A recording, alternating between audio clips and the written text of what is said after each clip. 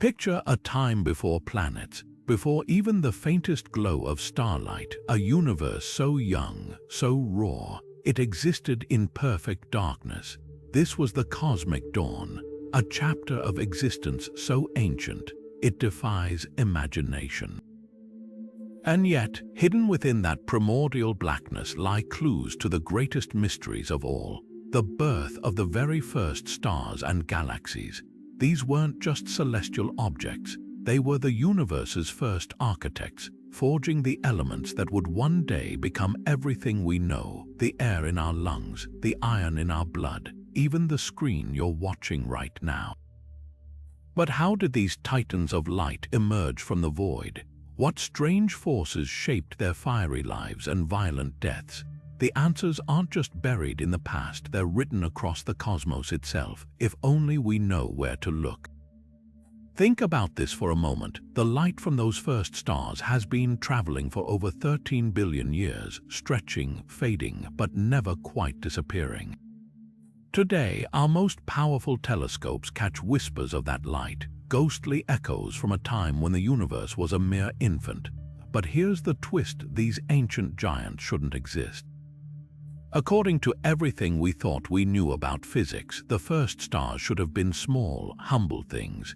Yet the evidence tells a different story. Monsters 100 times heavier than our sun, burning with a fury that defied the laws of cosmic infancy.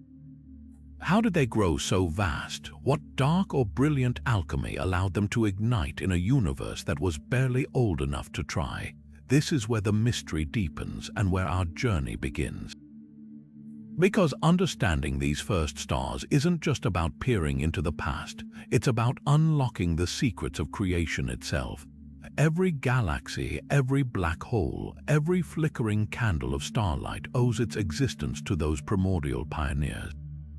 And now, with cutting-edge technology and a few lucky glimpses through the veil of time, we're closer than ever to piecing together their story. So let's rewind the cosmos back to a moment before time had meaning and uncover the breathtaking truth hiding in the shadows of the first light. What we find might just change how we see everything. To grasp how the first stars ignited, we need to rewind to a universe that barely resembles the one we know today. Picture a cosmic soup, no planets, no galaxies, just an endless sea of hydrogen and helium, still warm from the fires of the Big Bang. In that darkness, gravity began its quiet work, pulling wisps of gas together over millions of years. But here's what makes these first stars, called population 3 stars, so extraordinary. They had no blueprint to follow. No dust, no metals, no complex molecules, just the simplest ingredients in existence.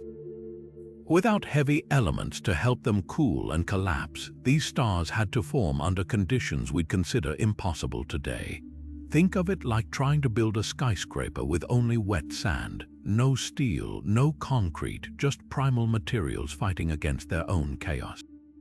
Yet somehow, against all odds, gravity won. The gas clumped, compressed, and finally ignited in a flash of nuclear fusion, birthing stars unlike anything we've seen since. They weren't just big, they were behemoths, hundreds of times more massive than our sun, burning hotter and brighter than modern stars ever could. Their lives were short and violent, ending in spectacular supernovae that seeded the universe with the first heavy elements. But why can't we see them directly? The answer lies in time and distance. Their light, stretched by the expanding universe over billions of years, has faded into the infrared beyond the reach of our eyes. It's like trying to spot a single match flickering on the other side of an ocean, except the ocean is space itself. Yet astronomers aren't giving up. Projects like the James Webb Space Telescope are designed to catch whispers of that ancient glow, hunting for the chemical fingerprints these stars left behind when they died. Every clue brings us closer to solving the ultimate cosmic cold case: how darkness gave birth to light. The sheer scale of those first stars challenges everything we understand about star formation today. Conventional wisdom tells us that stars like our sun form when clouds of gas and dust collapse under gravity. but those first titans had no dust, no heavy elements to help them cool.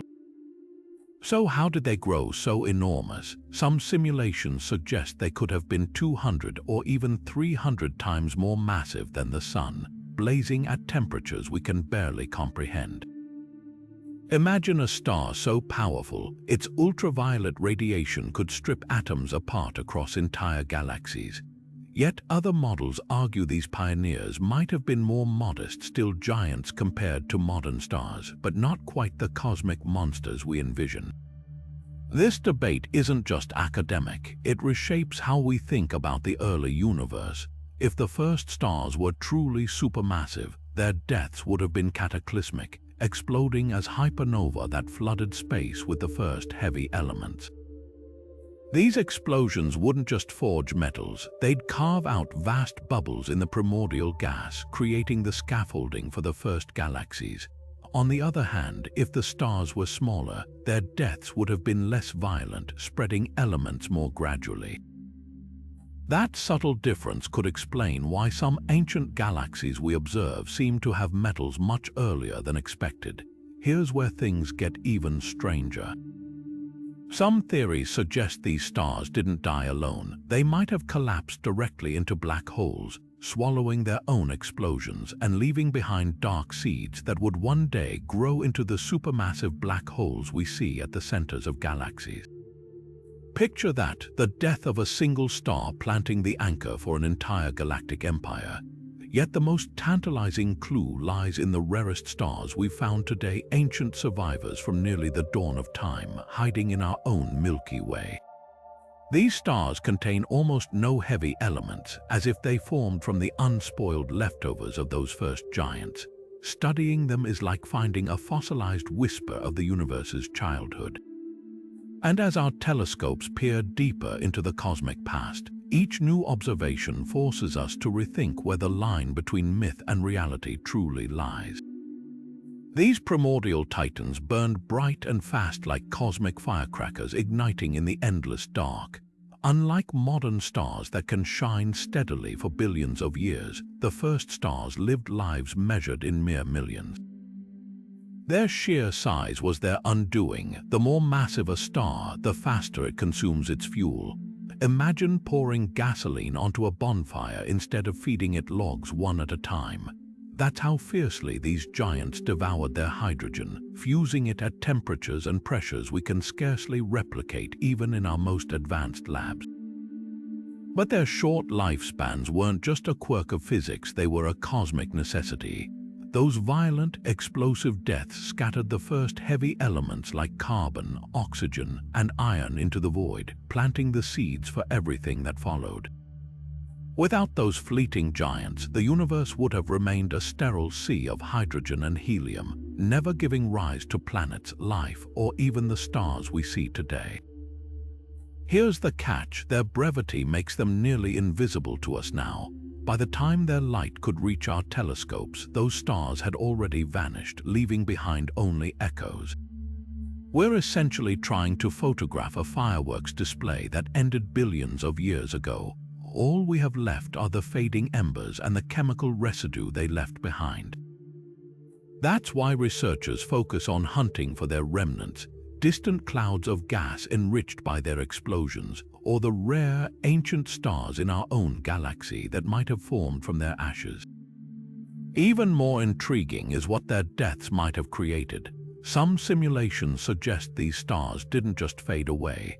They collapsed into the universe's first black holes, sowing the seeds for the supermassive monsters we now find at the hearts of galaxies.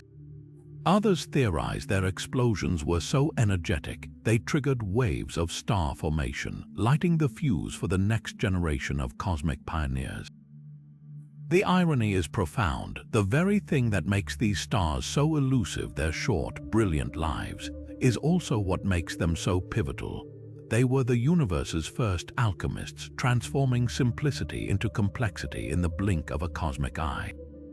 And though they're long gone, their legacy is written in the stars around us, the planets beneath our feet, and even the atoms in our bodies.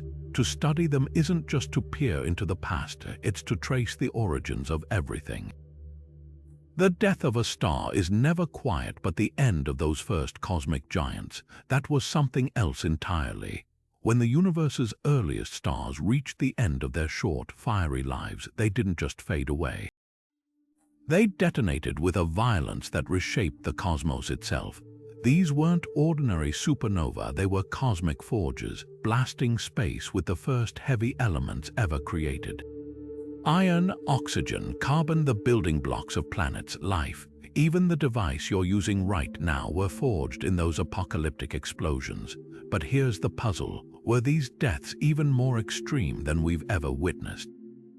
Consider the sheer scale of these events. Modern supernova can outshine entire galaxies for weeks, but the first stars may have unleashed hypernova, explosions 100 times more powerful.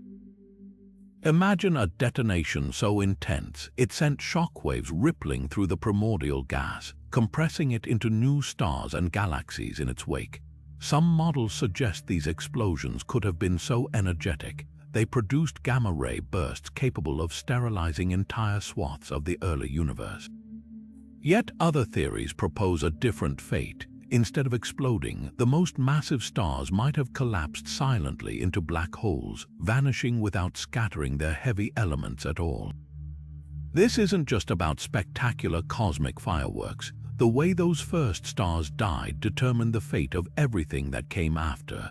If they exploded as hypernova, they would have spread metals far and wide, jump-starting the next generation of star formation.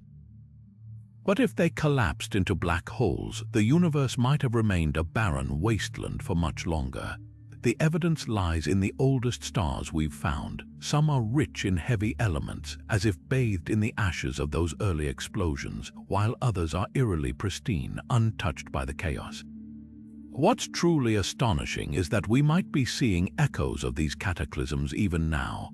Distant galaxies with unexpected pockets of heavy elements, ancient quasars powered by impossibly early black holes.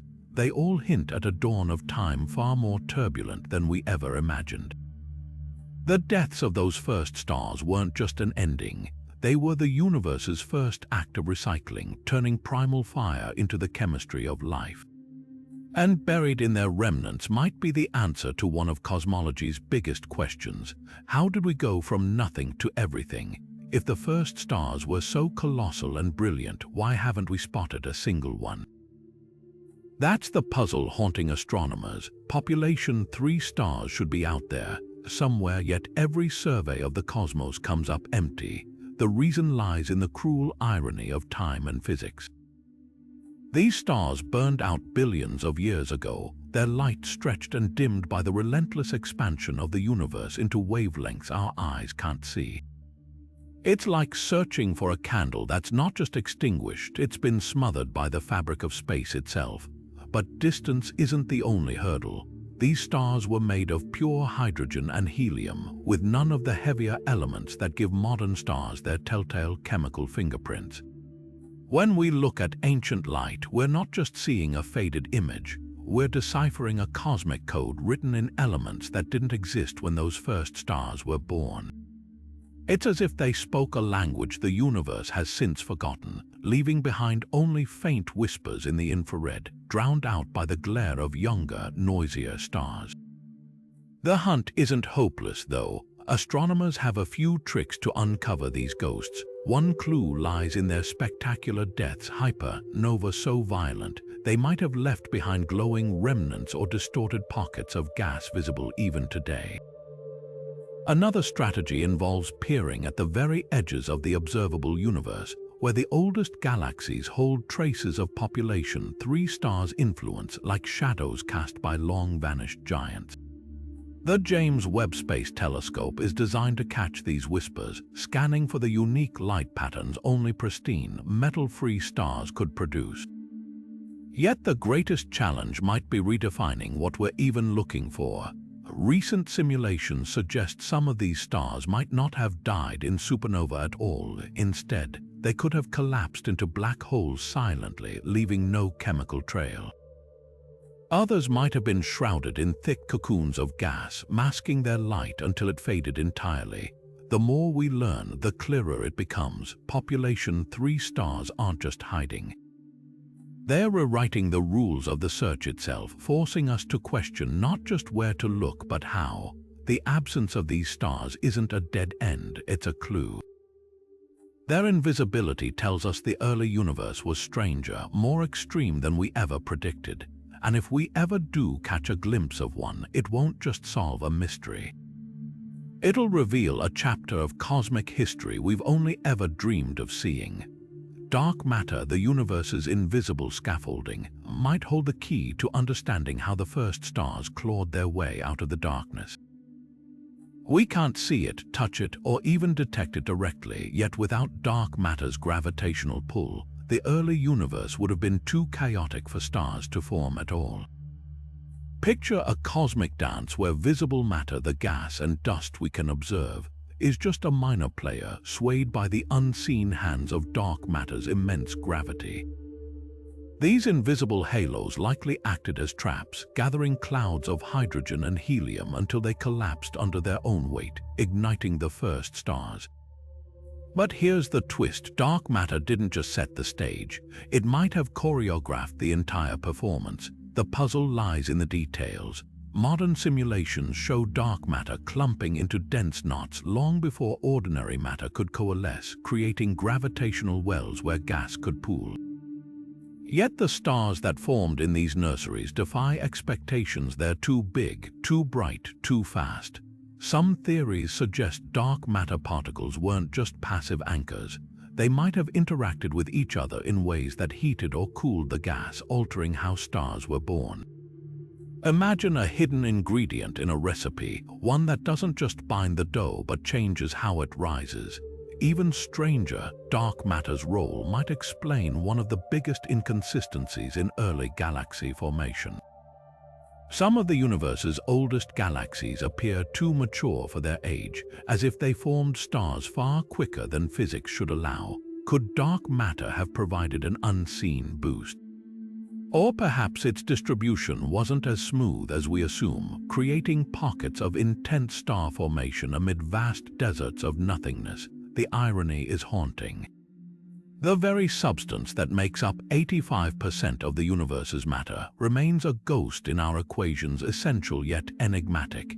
Every new observation, from the faint glow of ancient galaxies to the way dark matter bends light across the cosmos, forces us to rethink its influence. Some models even propose that dark matter particles colliding in the hearts of those first stars could have altered their lifespans, sparking explosions or collapses we've never witnessed. What's clear is this: the story of the first stars isn't just about light conquering darkness. It's about an invisible force weaving the fabric of reality itself, leaving signatures we're only beginning to decode. And until we understand dark matter's true nature, the dawn of the cosmos will remain half-told, a tale with its most crucial character still lurking in the shadows. The universe's first galaxies didn't just form, they emerged from chaos, pieced together by forces we're still struggling to understand. Picture this: the aftermath of those first stellar explosions, a cosmos littered with heavy elements and swirling gas, all held together by the invisible grip of dark matter. These weren't the majestic spirals or glowing ellipticals we see today. They were ragged, misshapen things, barely held together by gravity, cosmic toddlers taking their first stumbling steps. Yet within their clumsy arms lay the blueprint for everything that followed.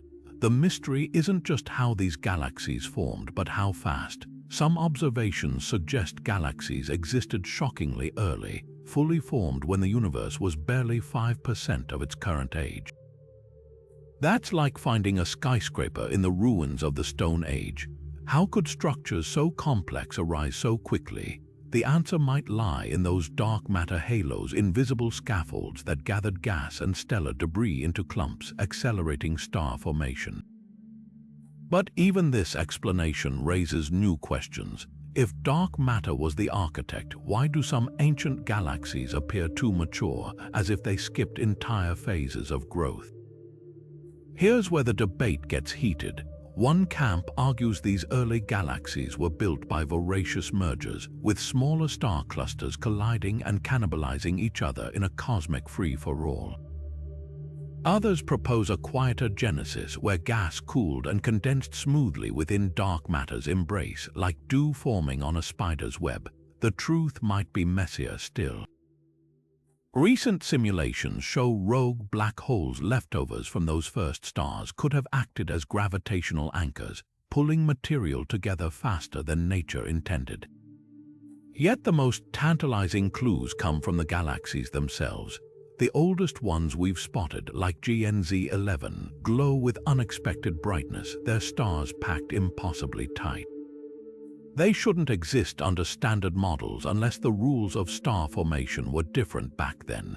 Maybe the first galaxies thrived in a universe where gas was denser, where turbulence and radiation sculpted stars in ways we've never seen. Or perhaps dark matter played an even stranger role, its particles interacting in ways that lit the fuse for rapid galactic birth. The irony is thick. These fledgling galaxies, small and dim by modern standards, hold the keys to understanding the universe's grandest structures.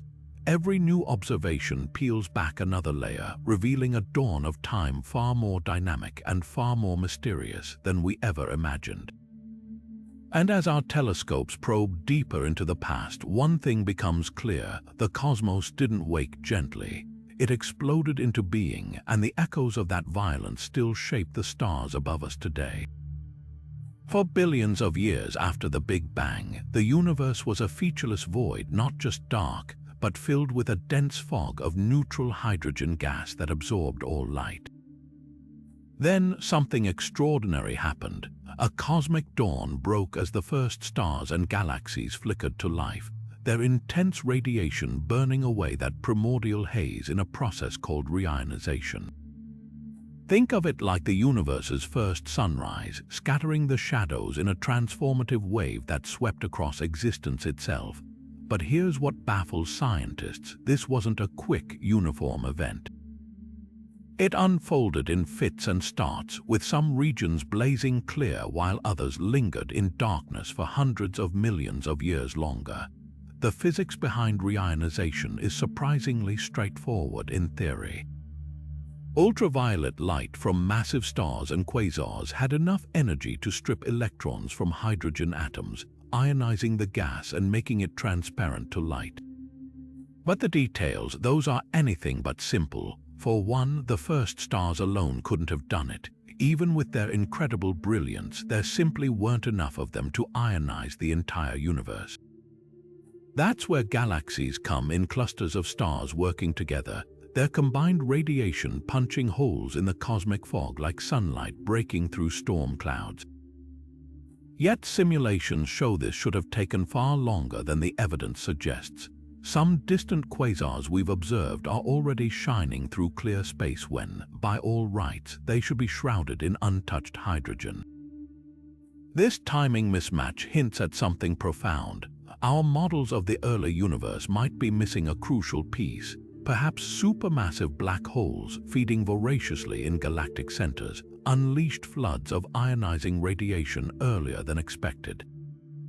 Or maybe the first galaxies were far more efficient at producing ultraviolet light than their modern counterparts, their stars burning hotter and dying younger in a way we've never witnessed. There's even a controversial theory that dark matter particles decaying or colliding could have contributed extra energy to the process, like invisible hands stirring the cosmic pot. The most intriguing clues come from the shadows, literally. By studying how light from distant quasars filters through patches of lingering neutral hydrogen, astronomers have mapped the Swiss cheese structure of reionization. Some bubbles are enormous, spanning millions of light years. Others are small and isolated, as if the universe cleared its throat in hesitant bursts. This patchwork suggests reionization wasn't a single event, but a chaotic, uneven transformation, one that might have started earlier and ended later than we ever imagined. What's at stake isn't just a timeline. The way reionization unfolded shaped the fate of everything that followed. Without it, light would still be trapped, galaxies hidden behind an impenetrable curtain. The very fact we can peer back into the early universe is a direct result of this epoch. Yet the deeper we look, the more questions arise. Why did some corners of the cosmos wake first? What stopped others from lingering in the dark? The answers might rewrite not just the story of our cosmic dawn, but our understanding of how light itself conquered the universe. The first black holes weren't born from the quiet deaths of stars. They erupted into existence under conditions so extreme, they defy the laws of physics as we know them. When those primordial behemoths, the population 3 stars, reached the end of their short, furious lives, they didn't just explode. Some might have collapsed inward with such force, they punched straight through the fabric of space-time, becoming black holes in an instant. But here's where the mystery thickens. These wouldn't have been the modest black holes we see today, leftovers from supernova. They could have been monsters from the very beginning, hundreds or even thousands of times more massive than our Sun. And that raises a chilling question: how did the universe grow supermassive black holes so quickly? Take the case of quasars, the brilliantly luminous cores of ancient galaxies powered by black holes billions of times the Sun's mass. Astonishingly, we've spotted these cosmic lighthouses shining when the universe was less than 700 million years old. That's like finding a fully grown redwood sprouting from a sapling overnight.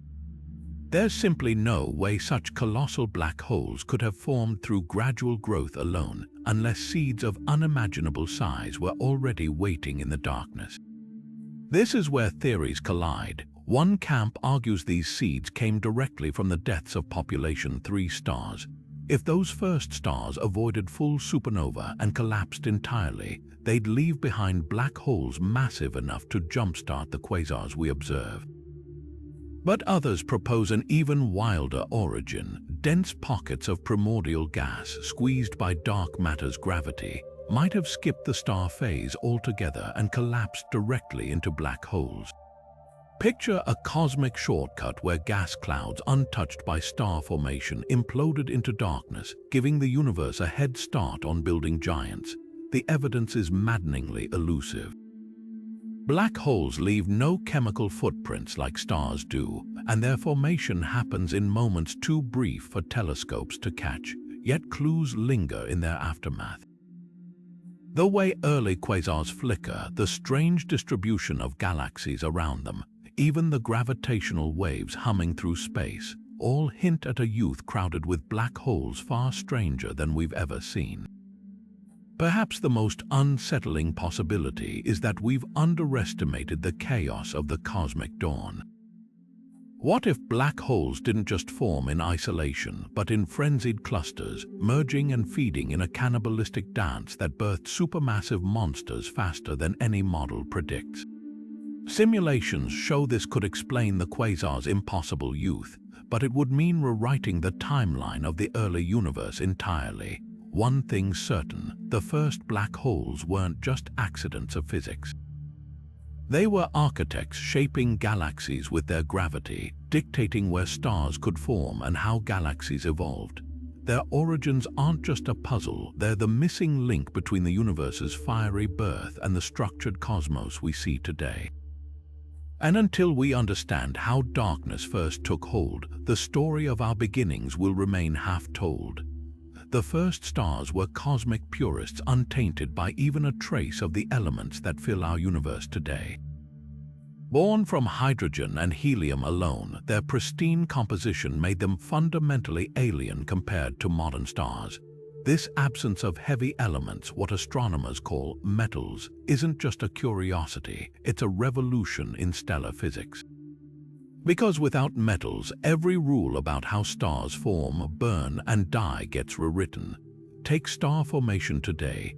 Dust and heavy elements act like a cosmic coolant, allowing gas clouds to shed heat and collapse into dense knots that ignite fusion. But the first stars had none of that. Their raw hydrogen and helium couldn't radiate heat efficiently, meaning gravity had to work overtime to compress the gas. The result: stars that didn't just form differently, they formed bigger. Without metals to help fragment the collapsing gas, these early behemoths likely grew hundreds of times more massive than our Sun, burning at temperatures that would vaporize any planet instantly. This purity also explains why we've never found a true population 3-star still shining.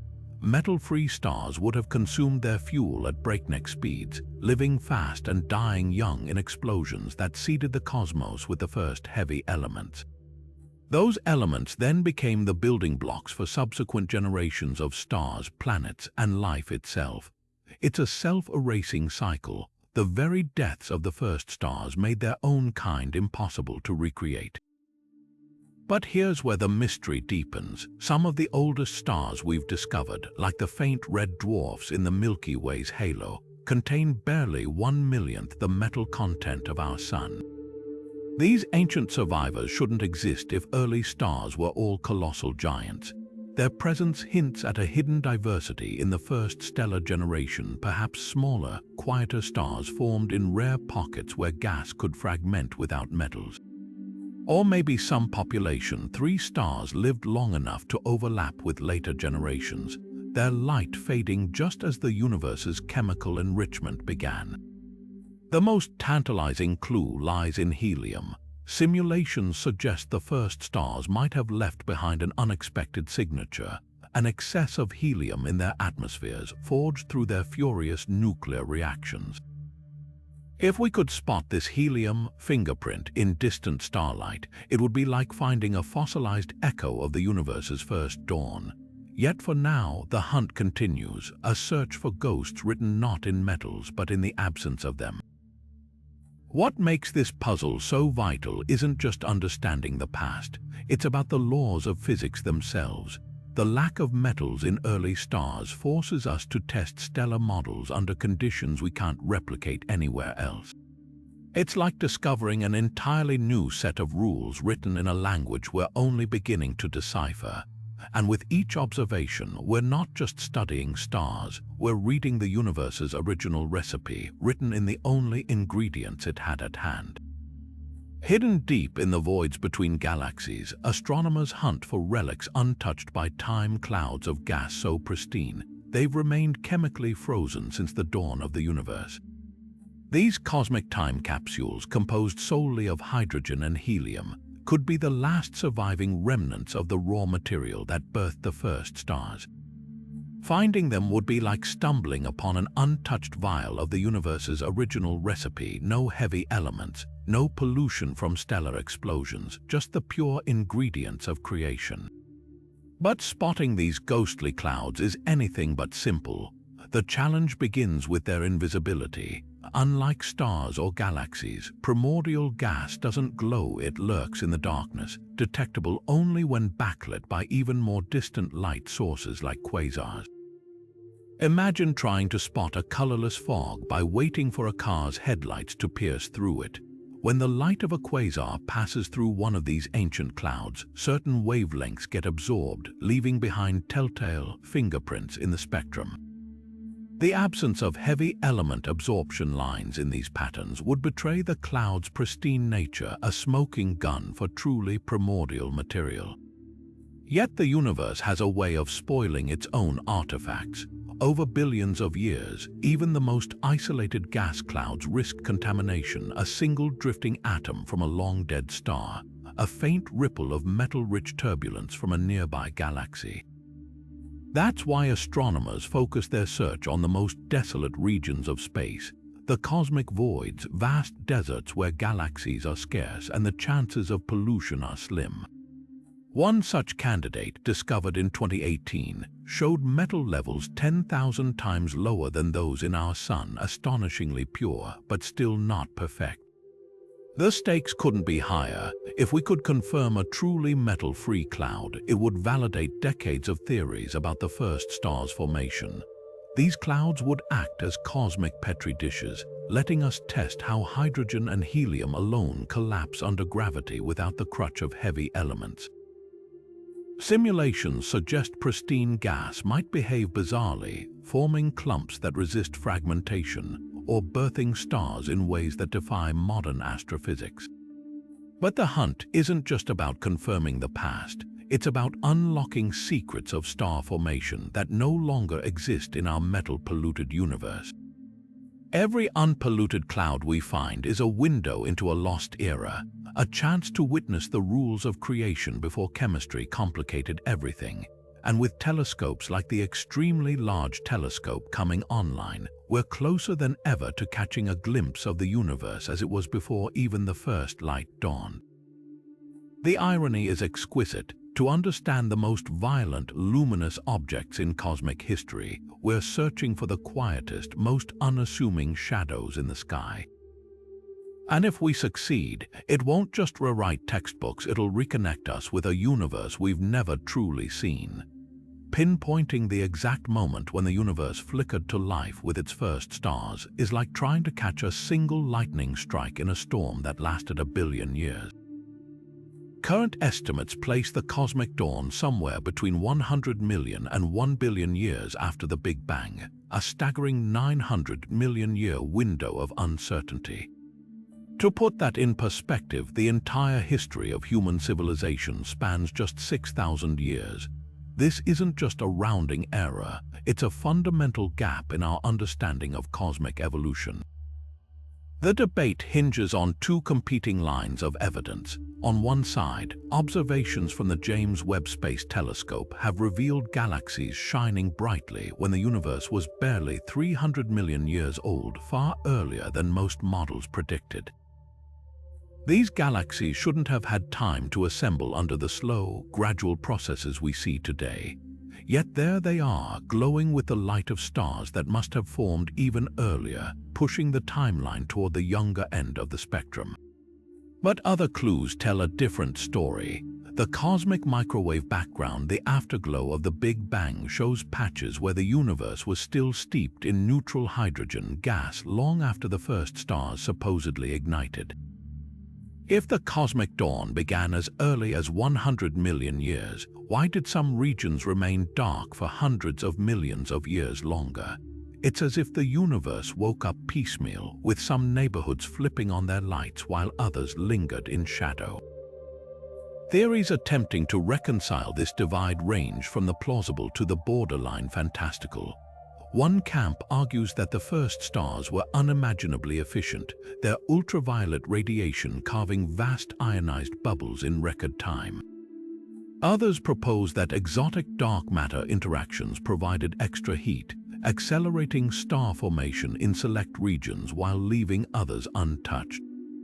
There's even a fringe hypothesis that primordial black holes left over from the Big Bang itself acted as cosmic accelerants, compressing gas into stars far quicker than nature ordinarily allows. What makes this timeline debate so consequential isn't just academic curiosity.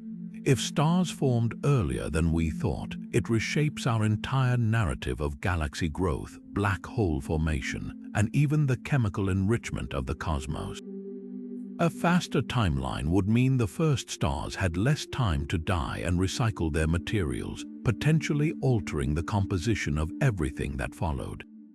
On the other hand, a slower dawn implies a more languid universe, one where structures took their time assembling, leaving more room for mysterious forces we've yet to discover. The answer might lie in the faintest signals of all, the elusive 21-centimeter line, a whisper of radiation emitted by hydrogen atoms as the first starlight began to pierce the darkness. Projects like the Square Kilometre Array aim to map this signal across the cosmos, creating a three-dimensional portrait of the universe's awakening. If successful, we could witness the cosmic dawn unfolding in real time, not as a single moment, but as a sprawling, chaotic symphony of light struggling against the dark. Until then, the question remains open, a reminder that even our most advanced telescopes are still squinting at a past that refuses to give up its secrets easily. The echoes of those first stellar explosions didn't just fade into oblivion, they shaped the very fabric of the galaxies we see today. Every spiral arm, every nebulous cloud, every planet-forming disk carries traces of those primordial giants, their deaths literally written into the stars around us. Take the Milky Way. Its oldest stars, found in the halo surrounding our galaxy, contain barely a sprinkle of heavy elements compared to younger stars like our Sun. These ancient survivors are living fossils, preserving the chemical signature of a time when the universe was still learning how to build complexity from simplicity. But the influence runs deeper than mere ingredients. The violent deaths of population 3 stars didn't just scatter metals, they sculpted space itself. Imagine a supernova shockwave plowing through pristine gas, compressing it into dense sheets and filaments where new stars could ignite. Modern simulations show these explosions acted like cosmic plows, tilling the interstellar medium and seeding the conditions for galaxy formation. Without those early cataclysms, gas might have remained too diffuse, too disorganized for structures like the Milky Way's elegant spiral to ever take shape. Here's where the puzzle gets fascinating. Some galaxies, particularly ultra-faint dwarfs orbiting the Milky Way, are bizarrely metal-poor, as if they formed from gas barely touched by those first explosions. Others, like massive ellipticals, are drenched in heavy elements, suggesting they arose in regions where population 3 stars died in staggering numbers. This divide hints at a universe where the first stars weren't evenly distributed, but clustered in patches of intense star formation, leaving behind a chemical mosaic we're still deciphering. Even more intriguing is how those early metals changed the rules of star birth. Once the universe was polluted with carbon, oxygen, and iron, gas could cool and fragment more efficiently, leading to smaller, longer-lived stars like our Sun. In a way, the first stars' greatest legacy was making themselves obsolete. Their deaths created the conditions for a gentler, more diverse stellar population. Yet the most profound impact might be invisible. The supermassive black holes lurking at galactic centers, the dark matter halos anchoring spiral disks, these too could bear the fingerprints of that first generation. Some theories suggest the black hole seeds planted by dying population 3 stars grew alongside their host galaxies, shaping their evolution from the inside out. Every time we map the motions of stars in a distant galaxy or trace the X-rays screaming from an active core, we're glimpsing the afterlife of cosmic pioneers that vanished billions of years ago. The irony is poetic. Those first stars burned out in moments, but their influence stretches across time, woven into the architecture of every galaxy, every star, every atom. They didn't just light up the universe, they gave it a blueprint, one we're still learning to read. What if the first stars didn't shine at all, but glowed with an eerie, invisible light? Among the wildest theories about the cosmic dawn is the existence of dark stars, hypothetical monsters powered not by nuclear fusion, but by something far stranger, the annihilation of dark matter. Picture a star that doesn't burn hydrogen in its core, but instead feeds on the mysterious particles that make up 85% of the universe's matter. These wouldn't just be dim versions of normal stars, they'd defy every rule of stellar physics we know. Stretching hundreds of times wider than our solar system, dark stars could have been the universe's first light sources, radiating not from fire, but from the slow, silent decay of the cosmos' most enigmatic substance. The concept hinges on a tantalizing what if. In the early universe, dark matter wasn't just a passive backdrop. It was densely packed, forming halos so thick that particles might have collided and annihilated, releasing energy. Normally, dark matter is frustratingly aloof, barely interacting with ordinary matter. But in these ultra-dense environments, even rare interactions could have generated enough heat to prevent gas from collapsing into normal stars. Instead, the entire cloud might have stabilized as a dark star, balancing the inward pull of gravity with the outward pressure of dark matter's decay. The result, a behemoth that could theoretically grow millions of times more massive than the Sun, glowing faintly with infrared or even microwave light, completely invisible to human eyes, yet radiating for billions of years.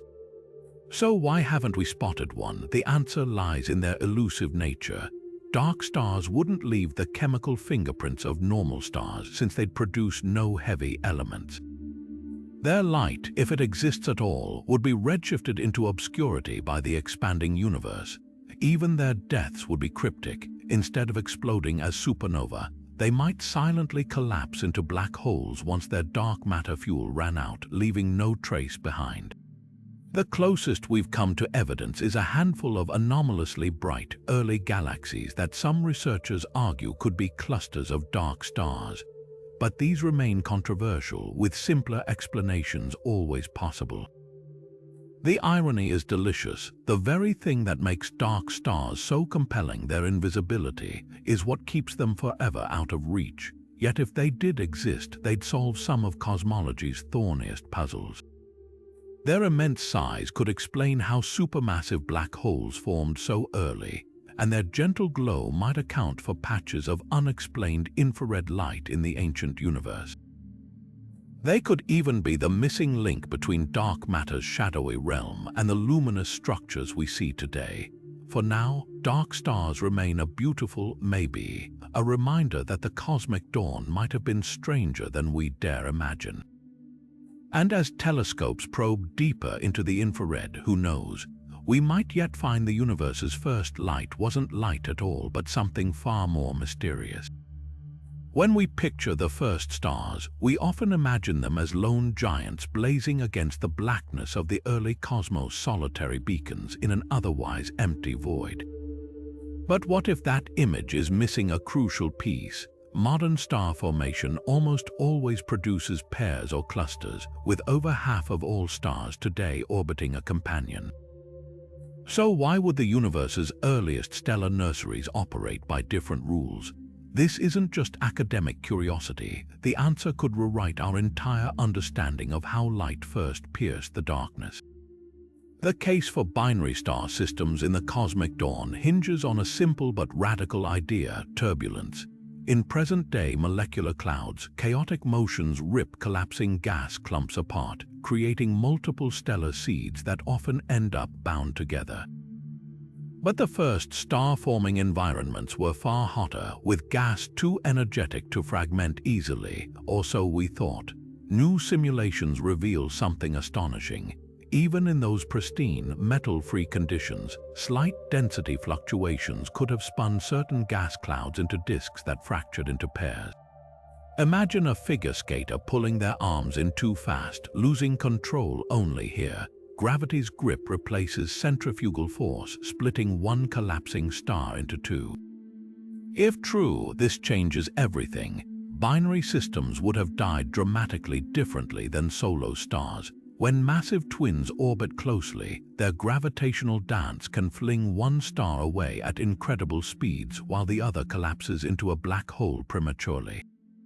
Some models suggest these early binary deaths might explain two cosmic riddles at once: the rogue hypervelocity stars streaking between galaxies and the surprisingly heavy black hole seeds that grew into quasars. A single, isolated star couldn't produce either phenomenon, but a pair locked in a lethal embrace. That's a different story entirely. Yet the evidence remains frustratingly indirect. While we've spotted metal-poor binary stars in our galactic halo, none are truly population 3. They still contain trace elements from later generations. The smoking gun would be finding twin black holes with impossibly low metallicities, their orbital patterns betraying a birth before heavy elements existed. Gravitational wave observatories might one day catch such a pair merging, their ripples through space-time carrying echoes of a partnership forged in the universe's first breaths. The implications ripple outward. Binary stars share material, altering each other's lifespans and chemical outputs. If the first stars frequently paired up, their death throes would have sprayed heavy elements across wider regions, potentially explaining why some pockets of the early universe show metals far earlier than expected. Their combined radiation could also have reionized space more efficiently, like twin lighthouses cutting through fog from different angles. Even dark matter's role shifts. Binary systems would have dragged more of it into dense configurations during formation, possibly creating the first dark matter microhalos. Perhaps the most poetic possibility is that some binary partners survived. Conceivably, a small fraction of those first coupled stars were uneven enough that the smaller sibling still smolders quietly in some galactic backwater, its once mighty companion long since collapsed into darkness. Finding such a relic would be like uncovering a fossilized dance, one that began when the universe was young enough to remember its first steps. Until then, we're left with simulations and shadows, piecing together whether the cosmic dawn shone with singles, couples, or a wild mix of both, and how that choice shaped everything that followed. The universe wasn't just quiet and orderly as the first stars formed. It was a roiling, chaotic sea of gas, whipped into frenzy by forces we're only beginning to understand. Turbulence, often overlooked in the story of cosmic dawn, might hold the key to why those early stellar nurseries birthed monsters instead of modest suns. Picture a primordial cloud of hydrogen, not sitting placidly in space, but churning like a storm-tossed ocean. Every eddy and ripple in that violent soup could have tipped the scales between a star that lived for eons and one that burned out in a cosmic blink. Here's the twist: turbulence didn't just stir the pot, it changed the recipe entirely. In modern star-forming regions, turbulence helps break gas clouds into smaller fragments, leading to stars of various sizes. But in the early universe, without dust or heavy elements to cool things down, turbulence had a far stranger effect. Some simulations show it actually prevented fragmentation, creating fewer but far more massive stars. Imagine trying to divide a ball of molten glass by shaking it instead of breaking apart. It might just wobble and stay whole, growing larger under the chaos. Yet other models argue turbulence could have done the opposite, creating dense knots where gas cooled just enough to splinter into multiple stars. This isn't just academic nitpicking, it's the difference between a universe lit by isolated titans and one teeming with stellar siblings. The answer might lie in the fingerprints turbulence left behind, the distribution of the earliest star clusters. If we could find groups of ancient stars with wildly different masses, it would hint at turbulent nurseries that forced gas into both colossal and petite configurations. The most tantalizing clue comes from an unexpected source: the cosmic microwave background. Faint patterns in this afterglow might preserve the sound waves of those primordial gas swirls, like fossilized echoes of the universe's first storms. If we can decode these ripples, we might finally understand whether turbulence was the architect of the first star's immensity, or merely a bystander to gravity's unstoppable pull. What makes this mystery so pivotal isn't just the fate of those early stars. Turbulence could explain why some galaxies formed faster than others, why black holes grew so quickly, even why certain corners of the cosmos remained dark long after their neighbors lit up. It's a reminder that the birth of light wasn't gentle, it was a tempest, and we're only just learning to read the weather reports from 13 billion years ago. The first stars didn't blaze into existence alone. They may have been born in fiery families, clustered together in cosmic nurseries that defied the emptiness of the early universe. This possibility reshapes everything we thought we knew about how galaxies began. Imagine a scene where not one but dozens of massive population, 3 stars ignited within a single collapsing gas cloud, their combined radiation sculpting the space around them into the first proto-galaxies. The difference between solitary giants and stellar siblings isn't just academic. It's the difference between a universe where galaxies grew slowly, painstakingly, and one where they might have assembled practically overnight.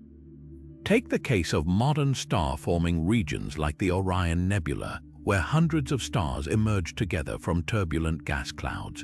While today's star clusters form with a mix of small and large stars, the first clusters could have been different, packed exclusively with behemoths hundreds of times the sun's mass, all burning furiously in close quarters. Their combined ultraviolet radiation would have been staggering, capable of ionizing hydrogen gas across volumes thousands of light-years wide.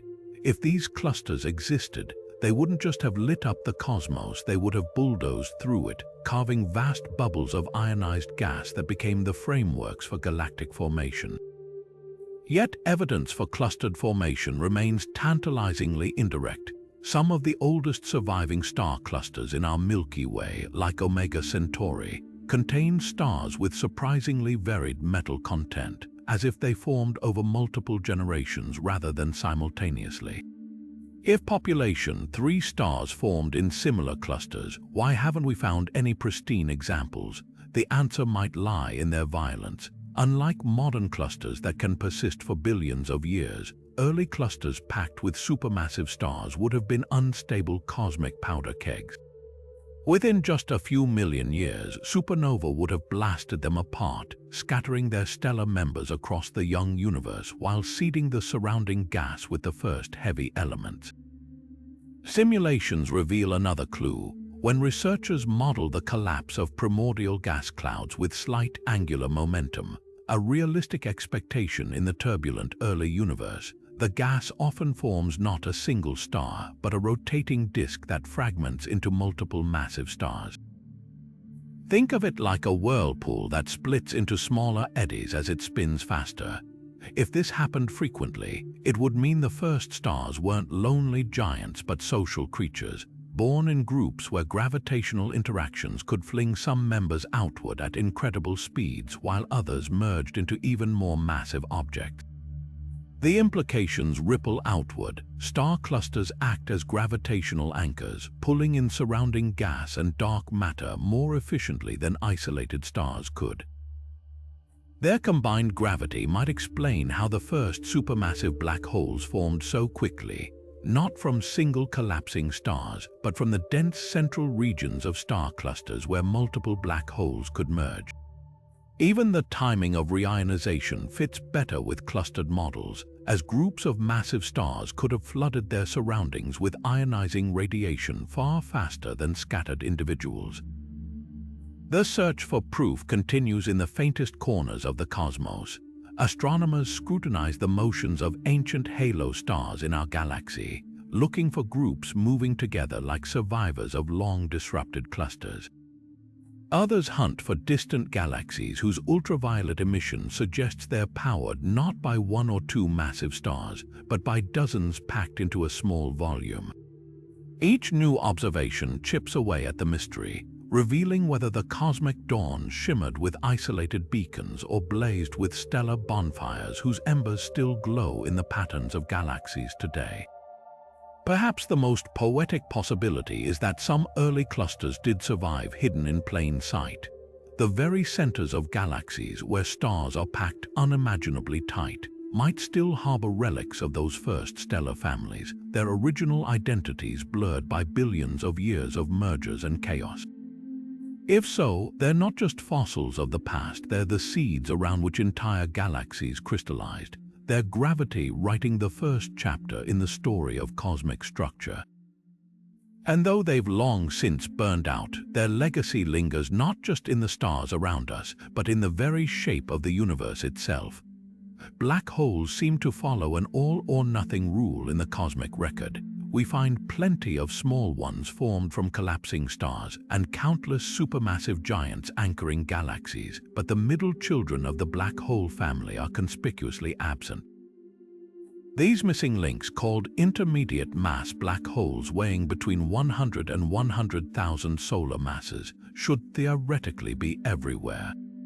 They're the crucial stepping stones between stellar remnants and the supermassive behemoths. Yet the early universe appears to have skipped this evolutionary stage entirely. How could an entire class of cosmic objects simply vanish from the archaeological record? This isn't just a case of overlooked evidence. Modern telescopes have surveyed millions of galaxies, hunting for the telltale X-ray glow or gravitational influence of these mid-sized monsters. While we've spotted a few candidates, like the controversial object HLX-1 in a distant galaxy's outskirts, their scarcity is baffling. In the early universe, where conditions were ripe for rapid black hole growth, intermediate mass black holes should have been as common as saplings in a forest. Their absence suggests something fundamental about black hole formation defies our models. One possibility is that the first black holes didn't grow gradually but leaped straight to supermassive status. Picture a cosmic shortcut where collapsing gas clouds in the early universe, untroubled by competing stars or magnetic fields, imploded directly into black holes thousands of times heavier than our Sun. These direct collapse black holes would bypass the intermediate stage entirely, like a toddler shooting up to 6 feet tall overnight. Supporting this theory, some of the earliest quasars powered by billion solar mass black holes exist when the universe was less than 700 million years old, leaving no time for slow, steady growth. Yet another camp argues the missing middleweights aren't missing at all, they're hiding in plain sight. Dense star clusters in the early universe might have incubated intermediate black holes through relentless mergers, their gravitational dances kicking most members outward while a single monster grew at the core. Over time, these clusters could have sunk to the centers of galaxies, supplying the seeds for supermassive black holes and erasing traces of their intermediate past. It's like finding a fully grown oak tree and assuming it never passed through an acorn stage, simply because the seedling phase was fleeting. The most intriguing twist comes from gravitational wave detectors. Collisions between black holes detected by LIGO and Virgo occasionally reveal objects in the intermediate mass range, hinting they might be more common than optical surveys suggest.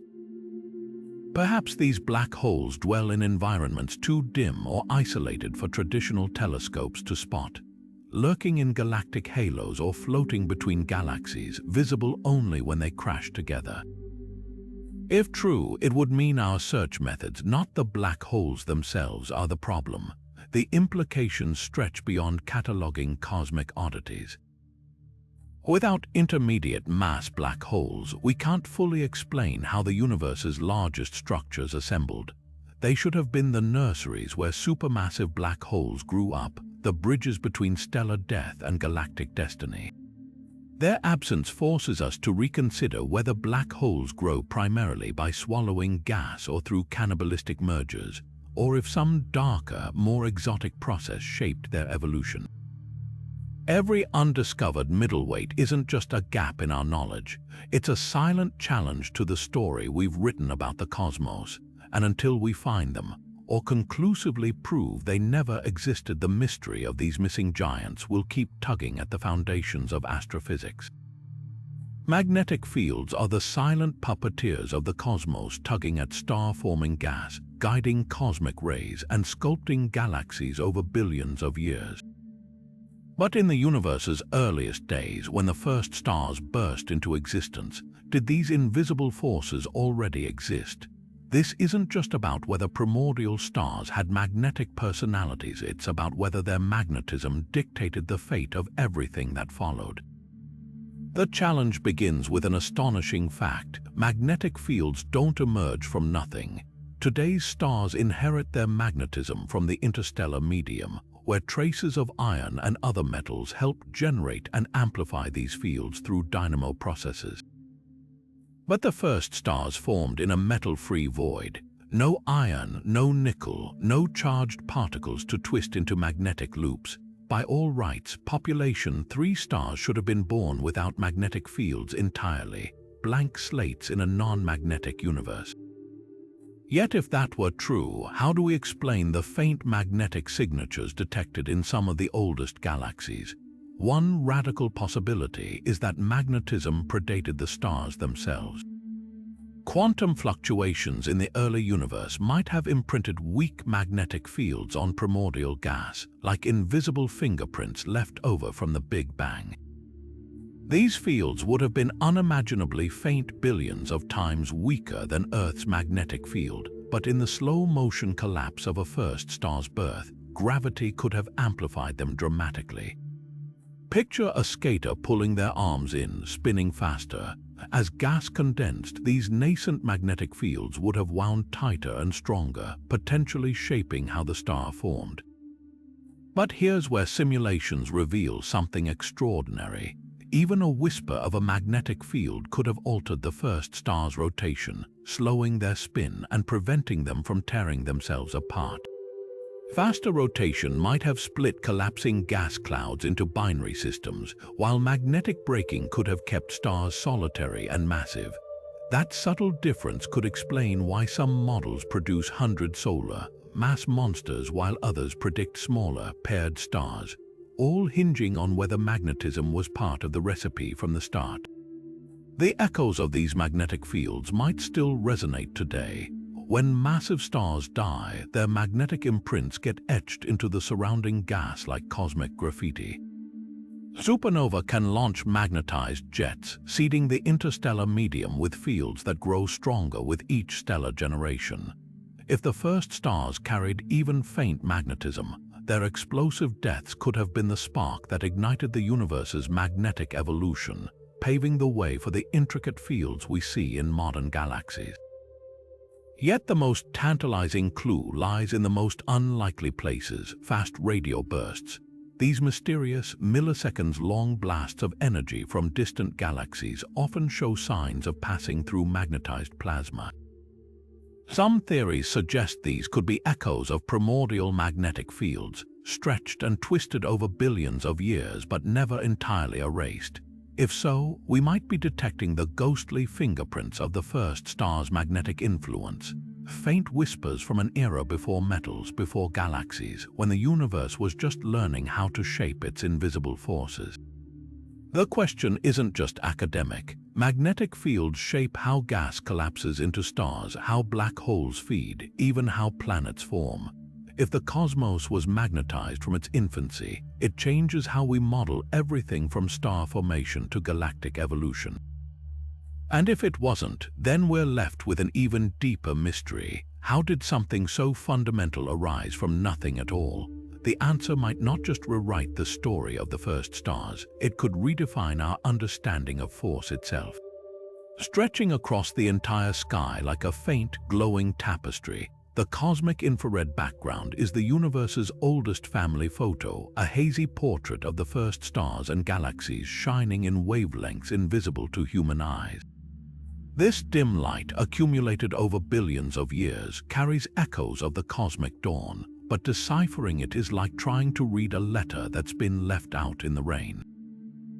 The problem isn't just distance, it's the chaos of cosmic history. Imagine standing in a crowded stadium where everyone's shining flashlights at once, and you're trying to pick out the very first flicker that started the chain reaction. That's the challenge astronomers face when they study this ancient glow.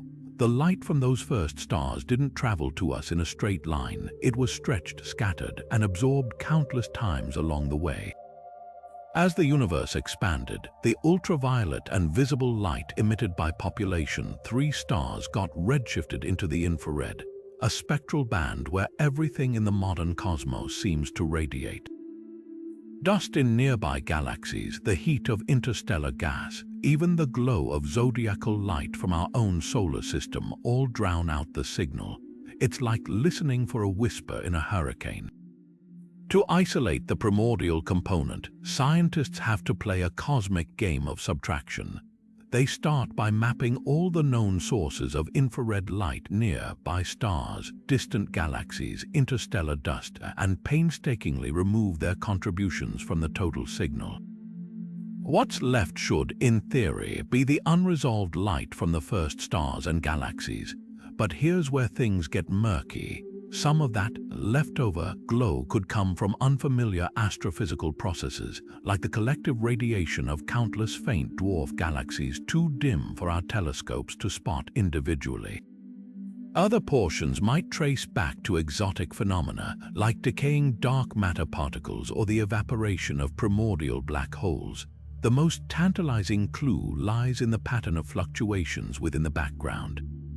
Just as the cosmic microwave background carries tiny temperature variations that reveal the universe's infant structure, the infrared background's uneven brightness might encode the distribution of the first stellar nurseries. Some models predict these fluctuations should look like bubbles, ionized regions carved by clusters of massive population 3 stars.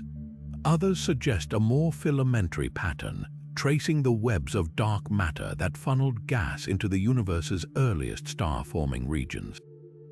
Yet even with instruments like the James Webb Space Telescope, peeling back the layers is excruciatingly slow.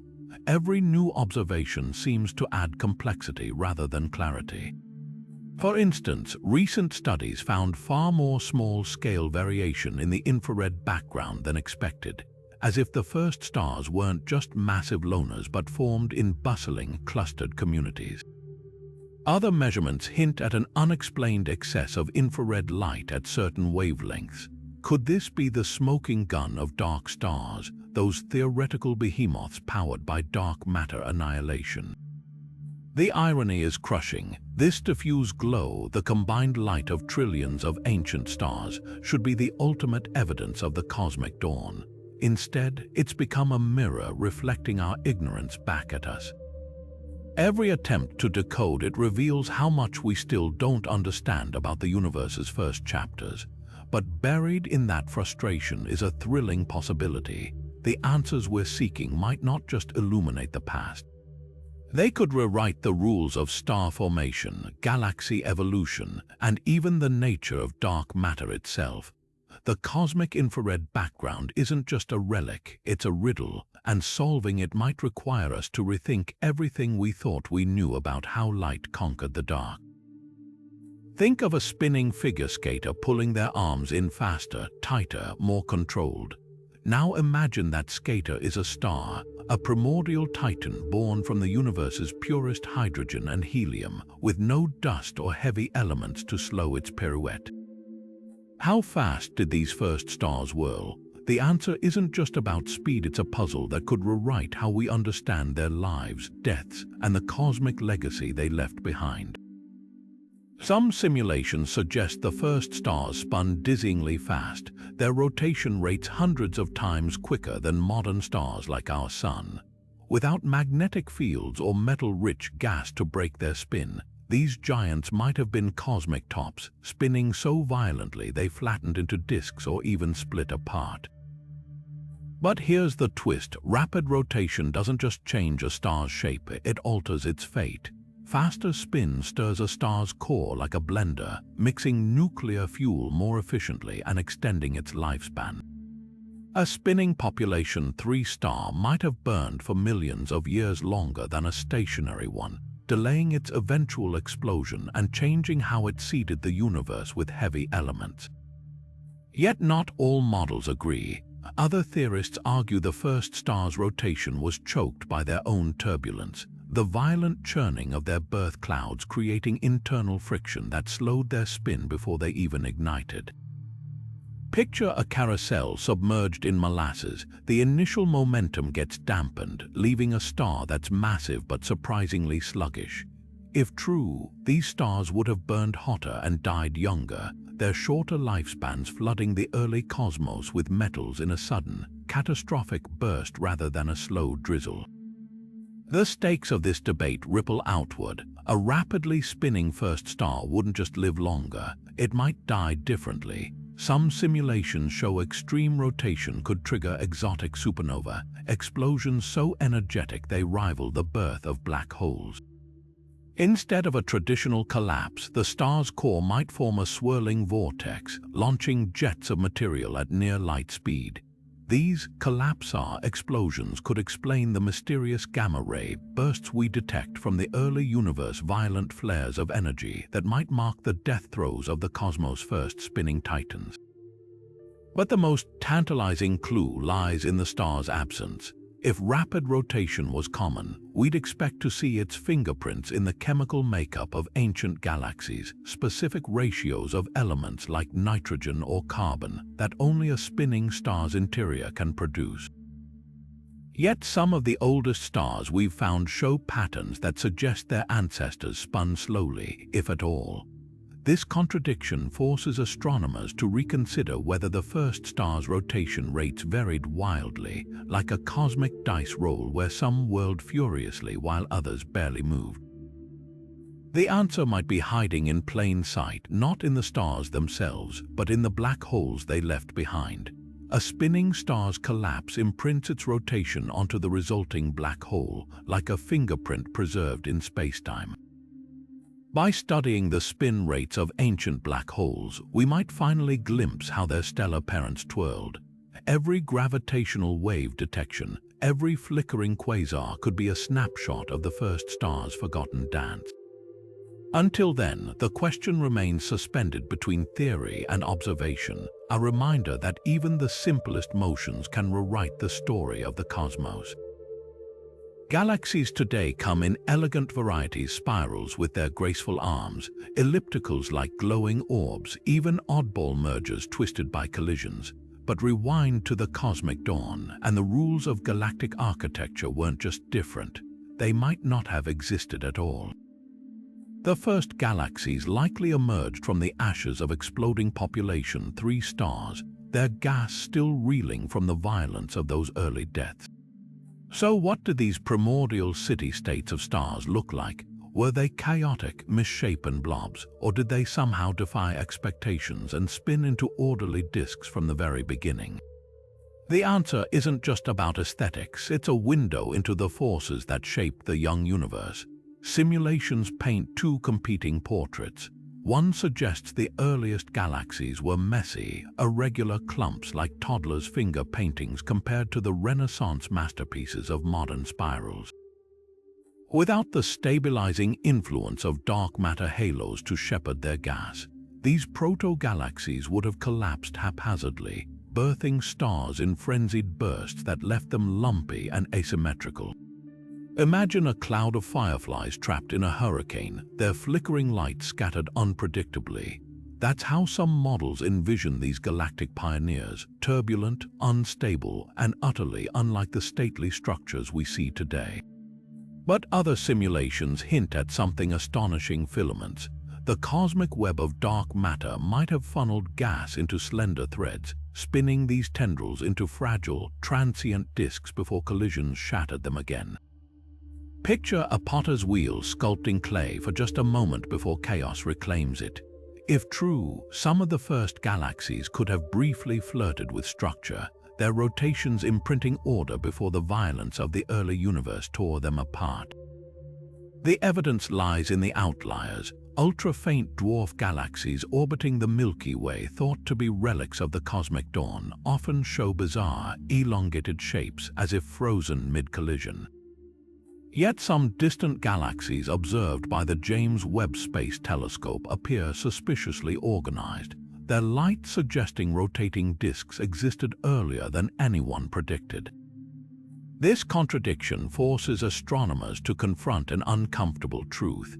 The first galaxies might have been as diverse as their modern descendants, with no single blueprint governing their birth.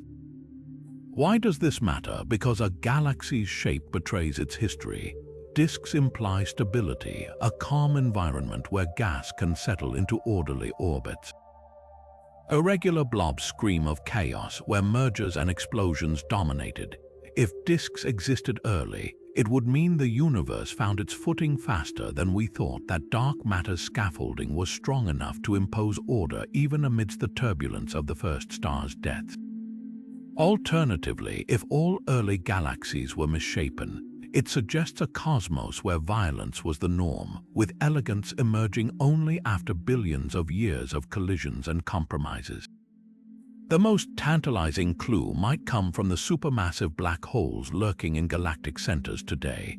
These behemoths grew impossibly large in the universe's youth, yet their formation depends critically on how gas flowed into the first galaxies.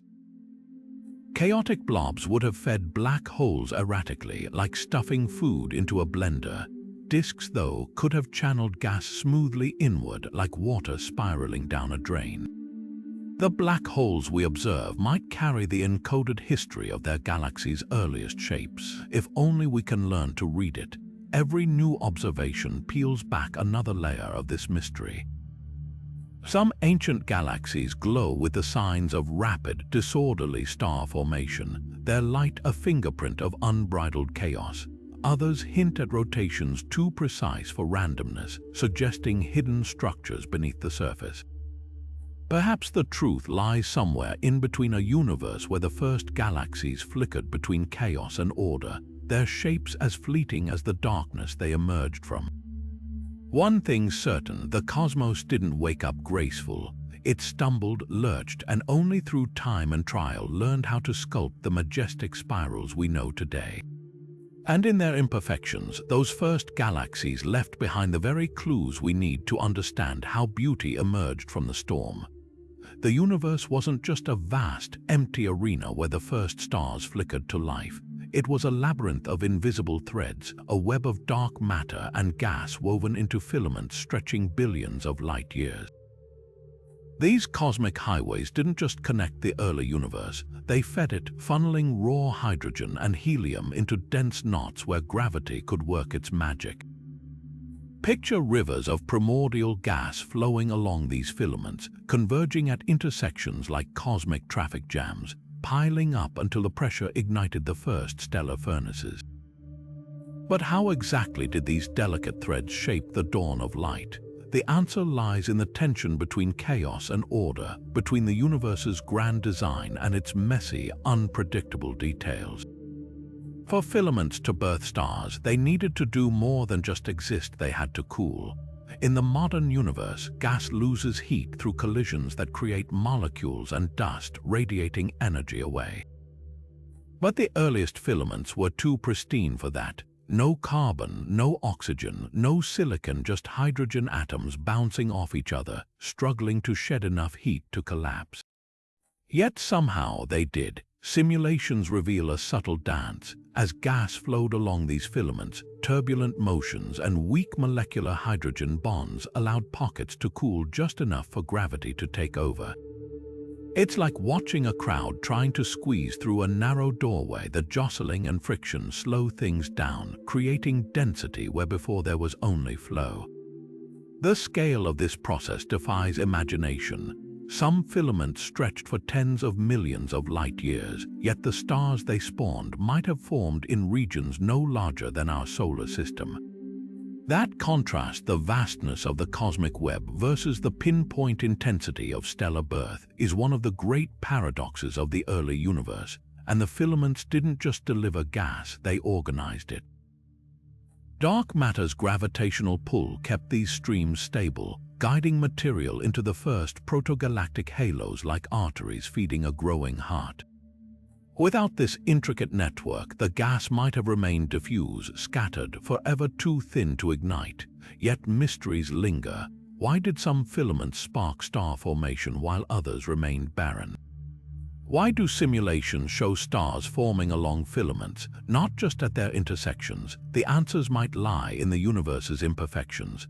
Tiny fluctuations in density, echoes of quantum noise from the Big Bang could have created knots in the cosmic web, regions where gas pooled more densely than elsewhere. These knots would have acted like gravitational anchors, pulling in surrounding material faster than their smoother counterparts. Over time, the rich got richer, and the first stellar nurseries emerged not from uniform threads, but from the web's frayed edges and tangled crossings. The legacy of these filaments is written across the night sky. Today's galaxy clusters trace the same patterns, anchored at the nodes where filaments once converged. The Milky Way itself might owe its existence to a confluence of these ancient rivers.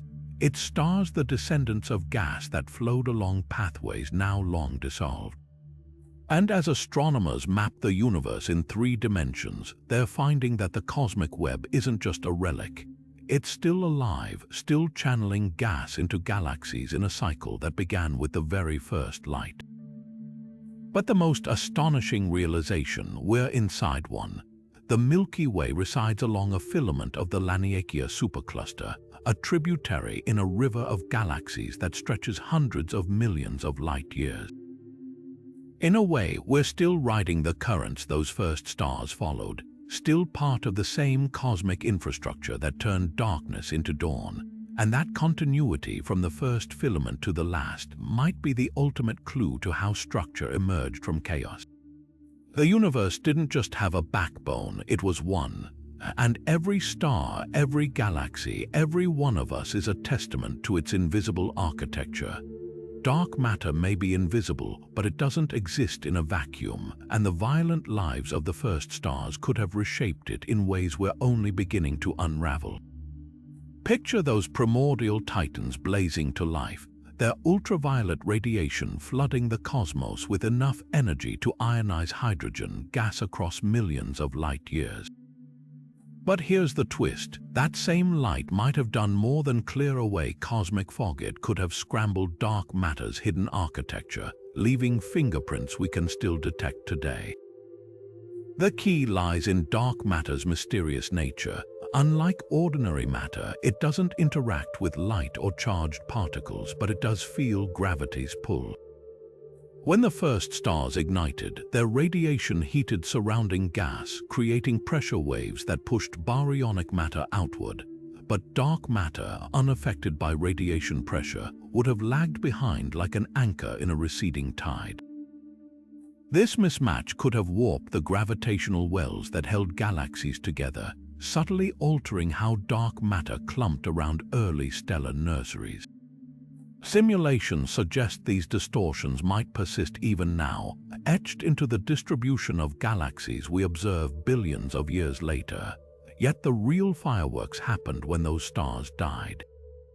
A single population 3-star going supernova wouldn't just blast heavy elements into space, it could have sent shockwaves through dark matter halos, redistributing their mass like a pebble dropped in a pond. Some models propose that cascades of early supernova actually puffed up dark matter concentrations, making them less dense but more extended. Imagine a cosmic game of billiards where the cue ball is an exploding star and the scattered balls are dark matter particles flung into new orbits.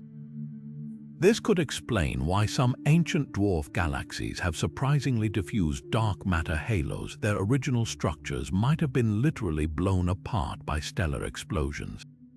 But the plot thickens with dark matter's own quirks. If certain theories are correct, like the idea that dark matter particles can interact weakly with each other, then the heat from the first stars might have triggered unexpected behavior. Collisions between particles could have increased in frequency, causing dark matter to cool and sink toward the centers of halos, leaving behind smoother distributions. Alternatively, the energy input might have kicked particles into wider orbits, creating fluffy halos that defy modern observations. The math is maddeningly complex, but the implications are staggering. The first stars might have tamed dark matter, sculpting it into the cosmic scaffolding we recognize today. The most tantalizing evidence comes from the cosmic microwave background. Faint anomalies in its polarization patterns hint at early interactions between radiation and dark matter, perhaps echoes of those first stars' influence. Other clues hide in the motions of stars within ancient galaxies, where the pull of dark matter doesn't always match predictions. Could these discrepancies be scars from a time when dark matter was still adjusting to the universe's first light? One thing's certain, dark matter wasn't just a passive spectator to the cosmic dawn. It was a dynamic participant, reshaped by the very structures it helped create. And if we can decode that conversation between the first stars and the invisible substrate binding the cosmos, we might finally solve two mysteries at once: how light conquered the dark and how darkness shaped the light. Scattered like cosmic crumbs around the edges of our Milky Way, ultra-faint dwarf galaxies seem almost too dim to matter, some glowing with fewer stars than a single neighborhood in our own galaxy. Yet these unassuming specks of light could be the universe's oldest time capsules, preserving stellar relics from an era before galaxies took their modern shapes. What makes them so extraordinary isn't their size, but what they lack: heavy elements. While most galaxies today are seasoned with metals forged in countless supernova, these dwarfs are cosmic purists, their stars containing barely a trace of anything heavier than helium.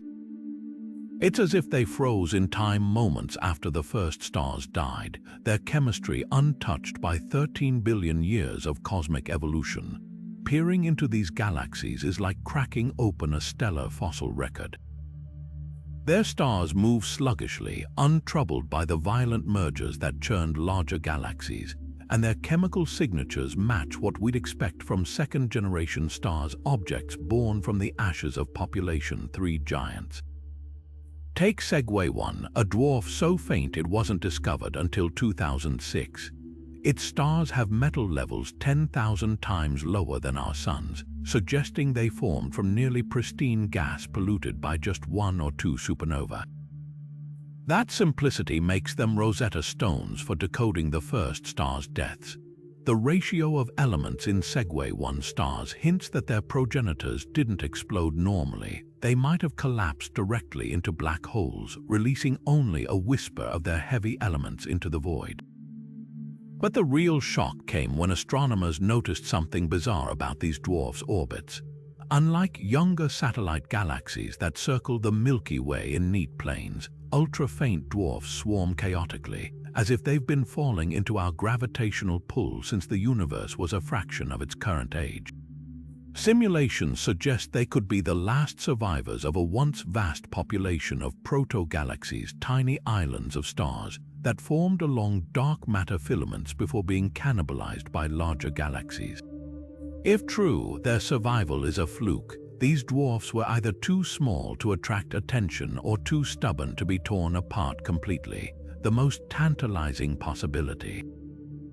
Some might still harbor living relics of the first stars.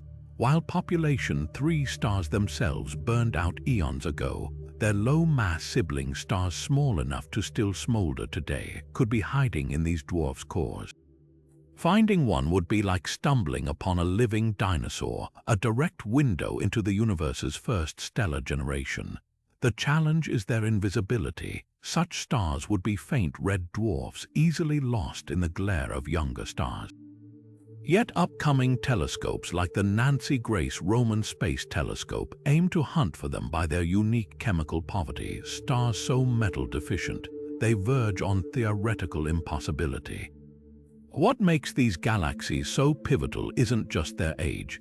They're cosmic control experiments showing us how galaxies behave when stripped down to their bare essentials. No bustling spiral arms, no supermassive black holes, just the raw interplay of gravity and dark matter.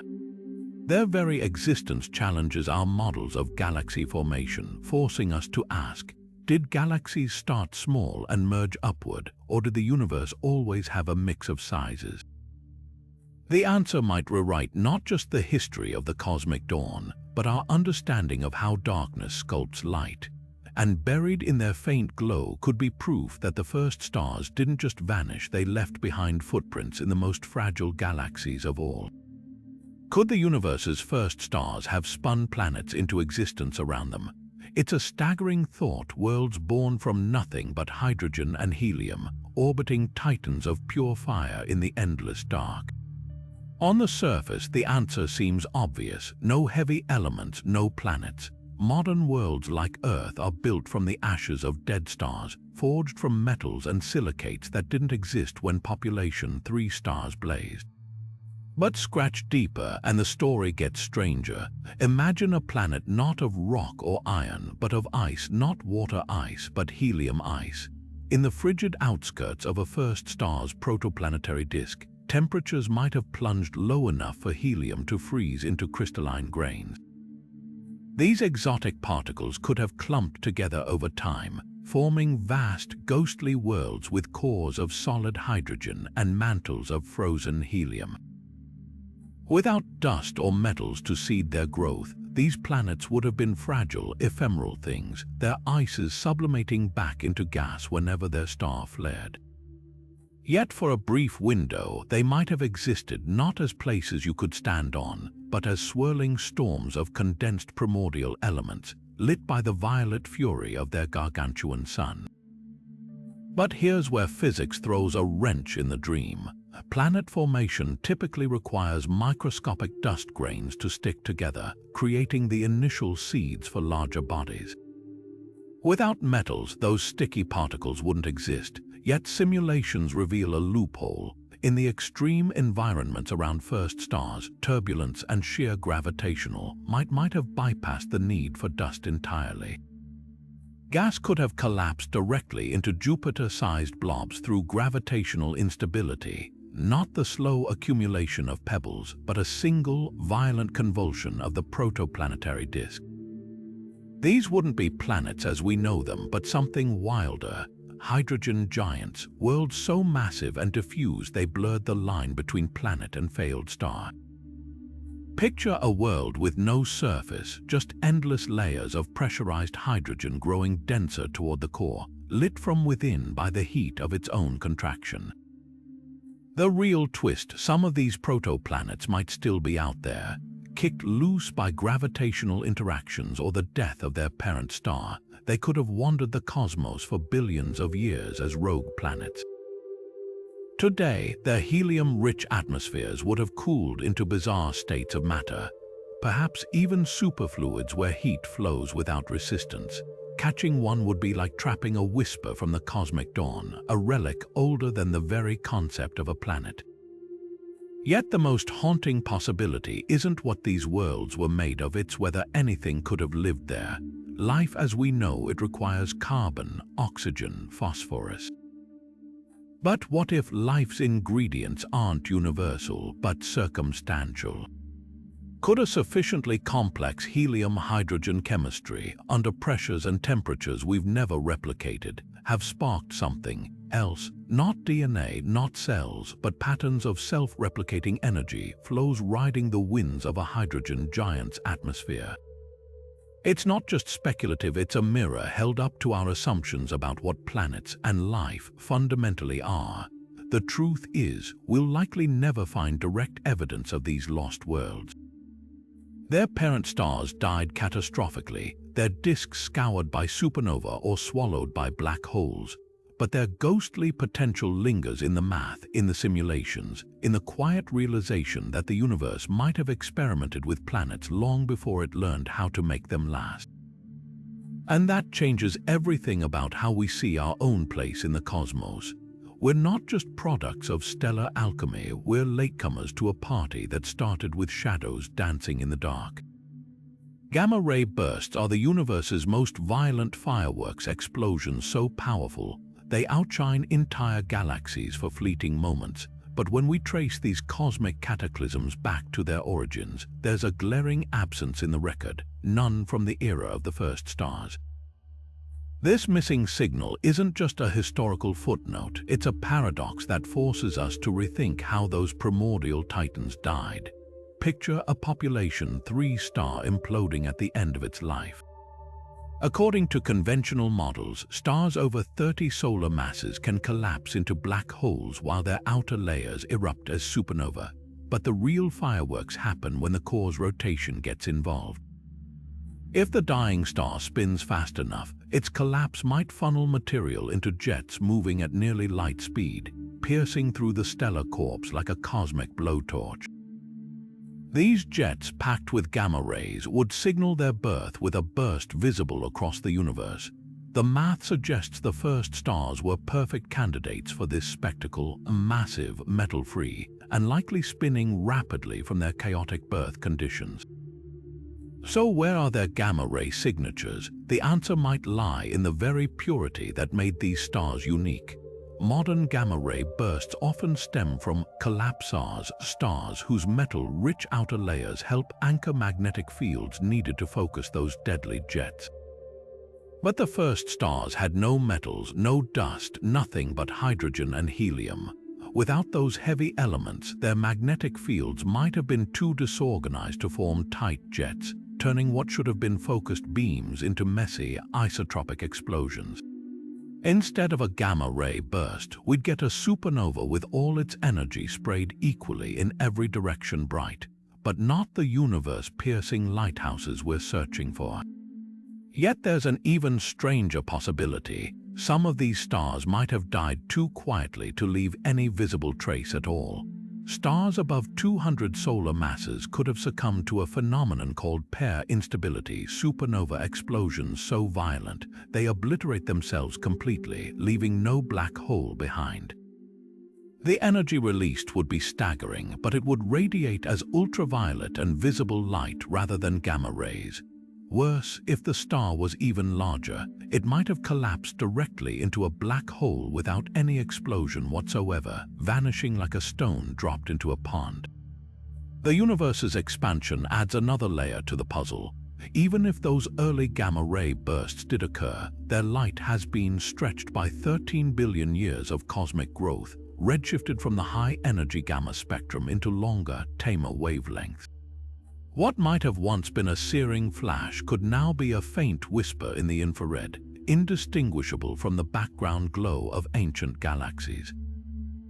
Our telescopes simply aren't tuned to catch these ghostly echoes, like trying to hear a flute in a hurricane. But the hunt isn't hopeless. Some astronomers propose looking for indirect evidence, the chemical fingerprints of gamma-ray bursts in second-generation stars. These bursts produce exotic isotopes like nickel-62, which could have been baked into later stars' atmospheres. Others suggest searching for the afterglow of ultra-long gamma-ray bursts, events lasting hours instead of seconds, which might better match the extended deaths of metal-free supergiants.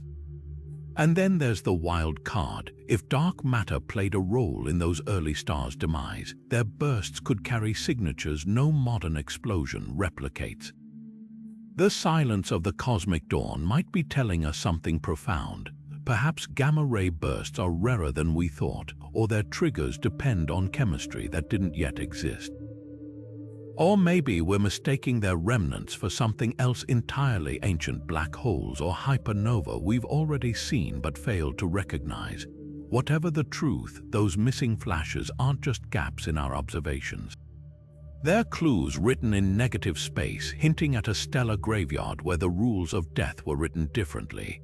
And when we finally decode them, we won't just find answers about the past, we'll uncover laws that could still govern the most violent corners of the cosmos today.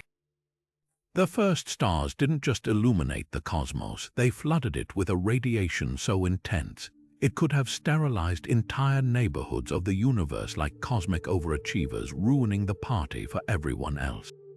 Imagine a newborn star, hundreds of times more massive than our Sun, blazing with ultraviolet fury.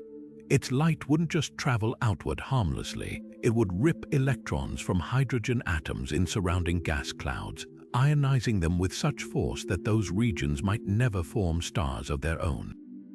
This wasn't gentle starlight, it was a celestial bulldozer, reshaping the universe's potential before most structures even had a chance to begin. The physics behind this interstellar light pollution is deceptively simple. When ultraviolet photons from massive stars hit neutral hydrogen gas, they don't just pass through, they shatter the delicate balance holding atoms together. Each collision strips away an electron, leaving behind a plasma too hot and energetic to collapse under gravity's pull. Normally, this ionized gas would eventually cool and recombine, but with multiple first stars firing radiation in all directions, some regions may have remained perpetually overcooked, their star-forming potential locked away in a state of suspended animation. It's like trying to freeze a lake while someone keeps blasting it with a flamethrower. The water never gets cold enough to solidify. Here's where the mystery takes a twist. While radiation from the first stars suppressed star formation nearby, it might have indirectly triggered it elsewhere. Shock waves from their ultraviolet onslaught could have compressed distant gas clouds, jump-starting stellar birth in adjacent regions like a cosmic domino effect. Some simulations even suggest these pressure waves created intricate patterns, bubbles of ionized gas bordering dense filaments where the next generation of stars ignited. The result, a universe where light didn't just conquer darkness, but sculpted it into new forms, pushing star formation into unexpected corners like a gardener pruning a hedge into unnatural shapes. Yet the most fascinating evidence comes from the cosmic microwave background. Subtle distortions in this ancient light hint at regions that stayed stubbornly neutral long after reionization began, as if shielded from the first star's radiation by some unseen barrier. Were these the universe's last holdouts, places where gas survived the ultraviolet apocalypse and continued forming stars in isolation? Or did dark matter's gravitational grip create protective cocoons around certain gas clouds, sheltering them like umbrellas in a downpour? The answer could rewrite our understanding of why some galaxies seem older than their environments suggest, as if they'd been given a head start while their neighbors were blinded by the cosmic spotlight.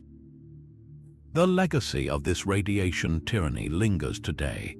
The distribution of ultra-faint dwarf galaxies, those primitive, metal-poor relics orbiting the Milky Way, shows puzzling gaps, voids where no dwarfs exist despite ample dark matter. Could these be the dead zones where the first star's pollution was so severe it prevented galaxy formation entirely? Or perhaps their absence tells another story, that the radiation didn't just suppress star formation, but erased all traces of it, like an overzealous editor deleting entire paragraphs from cosmic history. What's clear is this: the first stars weren't just passive beacons. They were active dictators of their era, their light rewriting the rules of creation even as they burned. And in the empty spaces between galaxies, in the odd clustering of ancient stars, and in the faint afterglow of the Big Bang itself, their reign of radiation left fingerprints we're only beginning to decode, a reminder that in the early universe, even light could cast long, unforgiving shadows. Merging galaxies today create spectacular fireworks, colliding spirals flinging stars like cosmic confetti, their cores lighting up with newborn quasars. But rewind to the cosmic dawn, and these encounters weren't just dazzling light shows.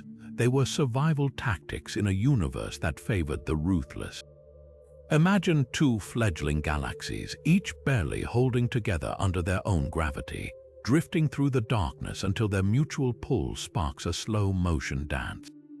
Without the elegant spiral arms or defined structures of modern galaxies, these mergers would have been messy, chaotic affairs, less a ballet and more a bar brawl in zero gravity. The question isn't just whether the first galaxies merged, it's how those violent unions shaped their destiny. Simulations reveal something counterintuitive. In the early universe, mergers didn't just build galaxies bigger, they built them hotter. When gas-rich protogalaxies slammed together, their collisions didn't smoothly funnel material inward. Instead, the impact sent shockwaves rippling through their clouds, heating gas to temperatures that stifled star formation temporarily. It's like throwing two snowballs at each other only to watch them vaporize into steam on contact. Yet once that heat dissipated, the cooled remnants would ignite starbursts of epic proportions, flooding the cosmos with new stars in fits and starts.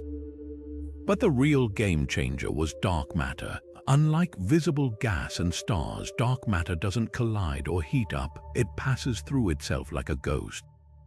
When two early galaxies merged, their dark matter halos would have seamlessly intertwined, creating a deeper gravitational well that sucked in surrounding gas long after the visible fireworks faded.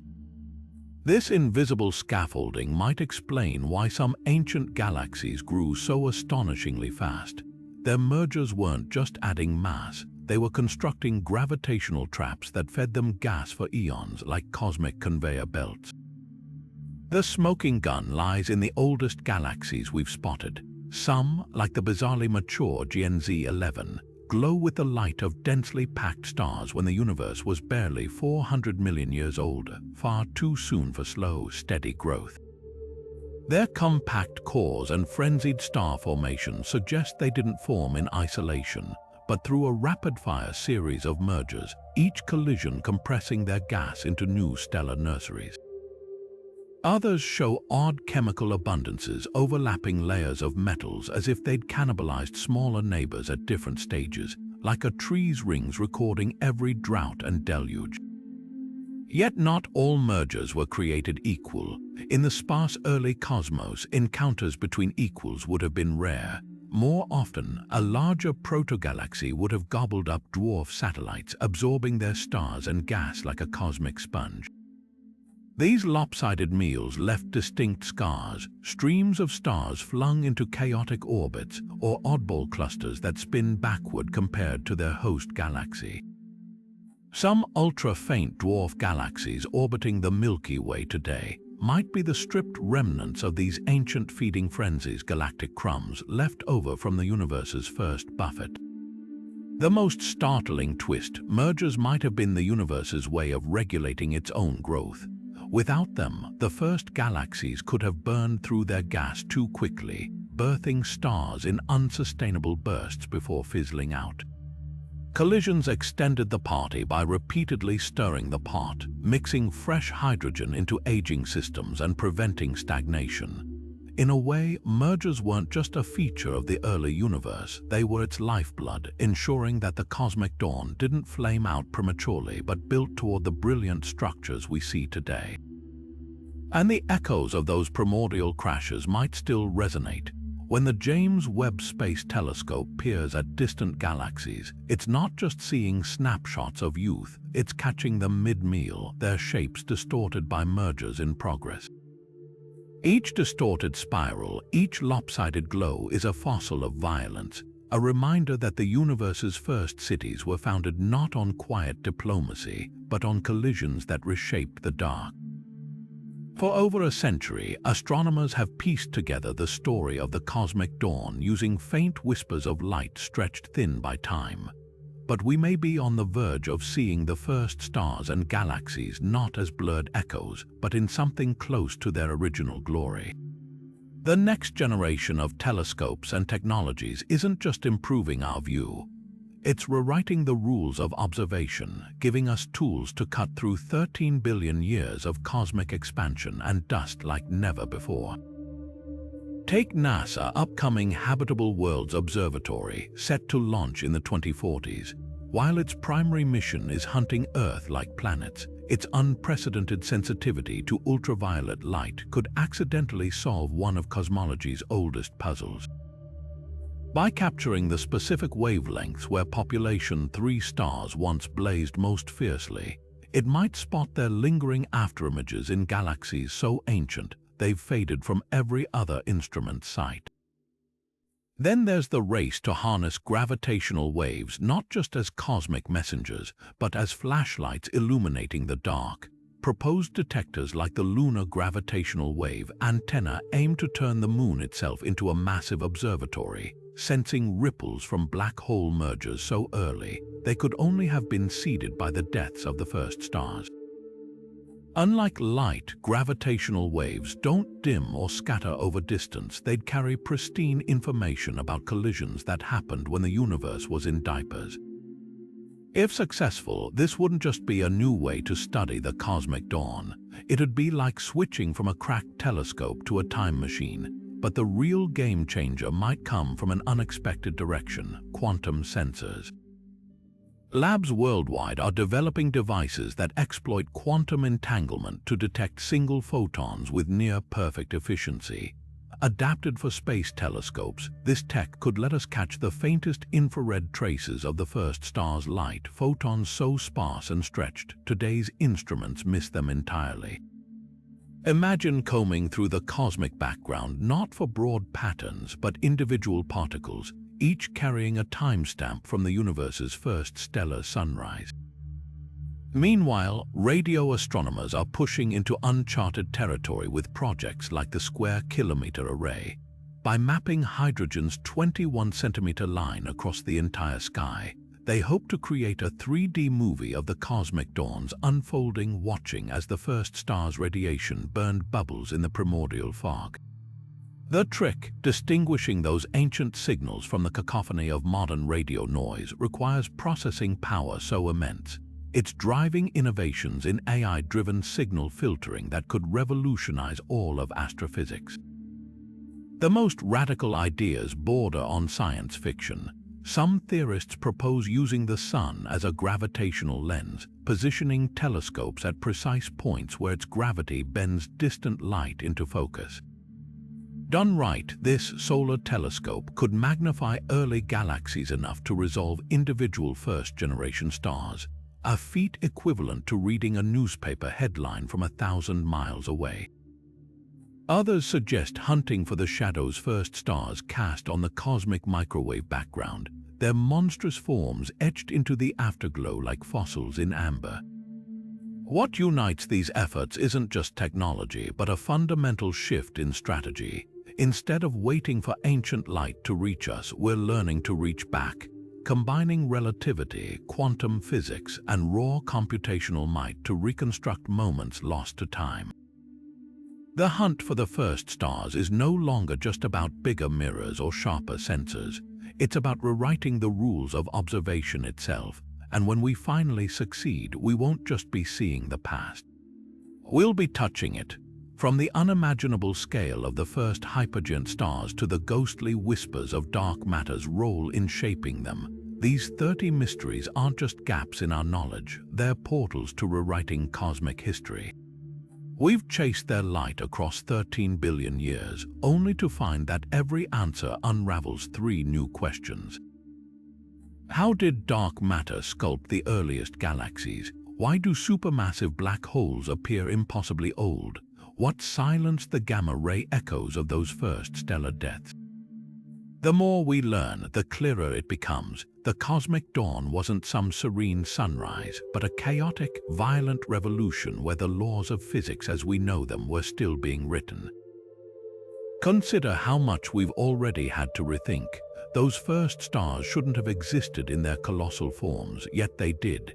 Galaxies assembled far quicker than our models allow, but we've seen them. Even time itself seems to have behaved differently in that primordial era, with black holes growing to gargantuan sizes in what feels like an eye blink of cosmic history.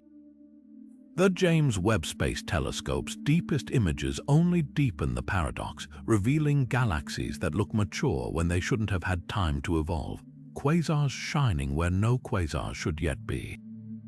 It's as if the early universe was playing by hidden rules, leaving us to decode its cryptic clues. Yet this isn't a story of frustration, it's an invitation. Every unsolved mystery is a thread waiting to be pulled, promising discoveries that could rewrite textbooks. The hunt for population 3 stars isn't just about the past, it's a laboratory for physics under conditions we'll never replicate on Earth. Understanding how dark matter shaped the first galaxies could reveal its true nature today. Even the absence of evidence, those missing gamma-ray bursts, the ghostly dark stars, the invisible scaffolding of the cosmic web is evidence of how little we truly grasp.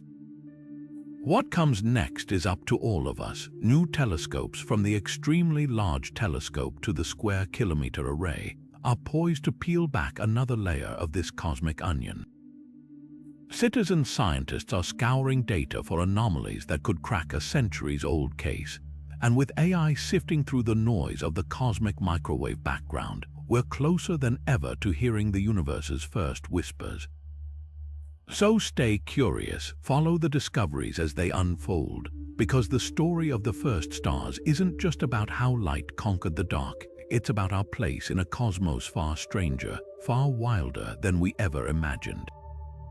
And who knows, the next great revelation might come from where we least expect it. From a glitch in the data, a flash in the night sky, or even an idea sparked right here, in the mind of someone who dared to wonder what happened when the universe turned on the lights.